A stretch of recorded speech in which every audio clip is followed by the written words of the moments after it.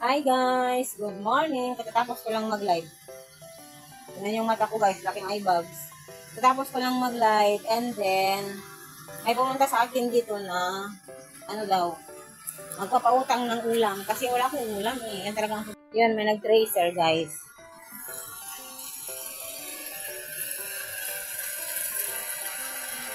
Yan, nag-tracer sila ng karne. Ayan. Pero yung iba, nasa ref na. Kasi lahat. So ano, nanood ako ng tracer ba? Ng tracer. So ayun.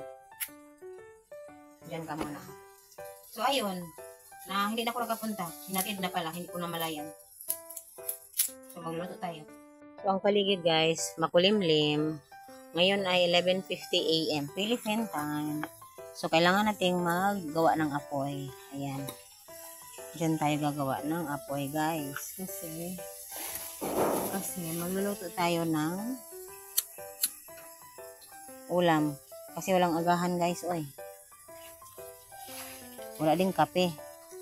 Iniwasan ko ng magkape para makatulog ako ng maaga. Ayan. Bawal naman talaga sa akin yung kape. So, ayan. Gawa tayo ng panggatong. Yung eye bags ating malaki. Sobrang laki ang eye bags. Oh. Eye bags is big. So, gawa tayo ng apoy for luto-luto tayo ng pagkain. So, gawa tayo ng panggatong kasi walang panggatong. Ayan. So, ayan. Hihintay na lang natin maluto yan, guys. Hindi ko na pa pinapakita paano niluluto kasi hindi kayo makarelate. Pangbukid na luto lang yun. Maya-maya konti, magla-live ako. Hindi mo na ako mag-video ng mga manok ko kasi ang manok ko laging wala dito. Lagi silang umaalis. Laging may lakad yung... Huwag muna nating i-video. So, mukha ko muna yung i-video ko, ha? Oh, marami akong labahan naman mamayang plato. Ayun yung ating niluluto. Ayun. Klaro ba? Hindi. Oh, kasi maraming usok. Gutom na po. It's 11:57. And tayo ay gutom. Thank you po sa lahat ng sumuporta sa aking live kanina. And thank you din kay Sir Chief. Thank you. Oy, Sir Chief, huwag nang magtampo. Huwag ka nang magtampo. Maawa ka naman sa kaibigan mong taga-bundok. Yung nagpautang pala sa akin, guys, is tiyahin ko. Pinsan ng tatay ko. So, ayun. And, ayun, pinautang kami kasi nga, ganun dito, guys, pag may nagkakatay, pinapautang, binabayaran after 1 month. So, sa isang buwan siguro, makaipon din kami ng 270, di ba? Alam niyo po, ngayon, kakain kami ng baboy. Parang once in a blue moon na lang.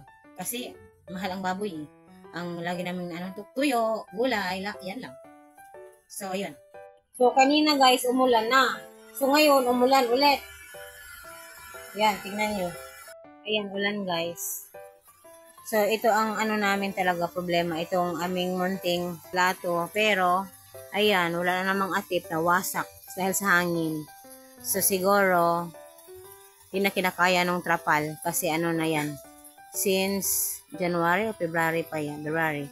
So, wala pang isang taon. Wasak na siya. So, ganun po talaga. Pag hindi iniingatan, madaling mawasak. Pag hindi iniingatan, kaya ayan. Pag may kayo dyan, ingatan nyo. Para hindi madaling mawasak. So, pinapakuluan ko muna. Kasi dati, may narinig ako na dapat daw, papakuluan yung karne. Tapos, itatapon yung before, lulutuin ulit. Lulutuin, hindi lulutuon. Ang Bisaya talaga, lalabas talaga ang Bisaya, oy. So, ayan, pinapakulo ko muna siya. O, kumukulo na. Mainit to, guys, mainit to. O, pinapakulo ko muna. Nang may sili. At mga, anik-anik, bawang.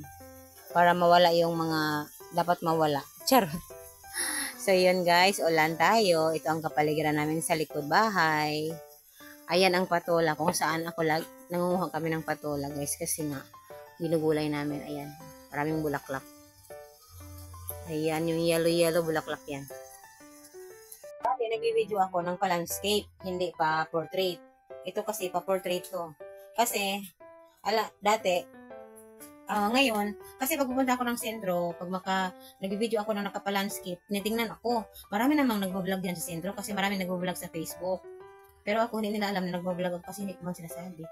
So, ayan. So, para maiwasan na, para hindi ako mapagkangalan na nagbablog, ginagawa ko ganito, pataas. Kasi pag landscape, halatang nagbibideo ako. So, ganito ang ginagawa ko, pataas.